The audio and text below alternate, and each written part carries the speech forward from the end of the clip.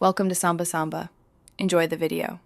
In this video, I will explain how to play Call of Duty Modern Warfare 3 on Android. While a dedicated mobile app for the full console game doesn't exist, you have two primary ways to enjoy this classic title on your phone. We'll explore both cloud gaming and emulation, detailing what you need to get started. Prepare to transform your Android device into a portable gaming machine, bringing the intense action of Modern Warfare 3 wherever you go. Let's dive into the possibilities. Cloud gaming offers a fantastic way to play Modern Warfare 3 without needing powerful phone hardware. Services such as GeForce Now and Xbox Cloud Gaming allow you to stream the full PC version of the game directly to your Android device.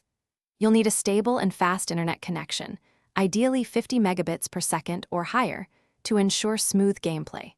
Remember, you usually need to own the game on a compatible PC platform, like Steam, to access it through these services. Another popular method is to emulate the Wii version of Modern Warfare 3 using the Dolphin emulator.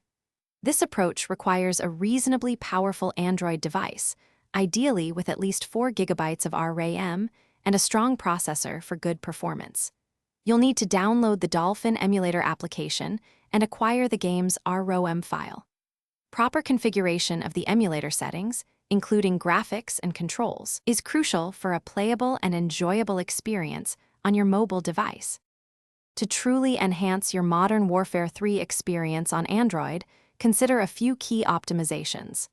A compatible Bluetooth controller is highly recommended for superior precision and comfort over touch controls.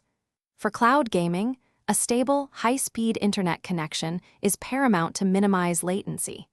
If you're emulating, experiment with the Dolphin emulator's graphics settings to find the best balance between visual quality and performance for your specific device.